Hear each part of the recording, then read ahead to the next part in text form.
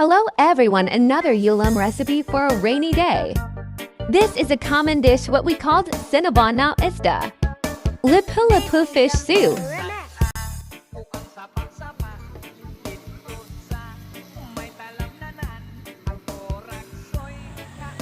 Please follow us on our Facebook page, Lutong Chamba.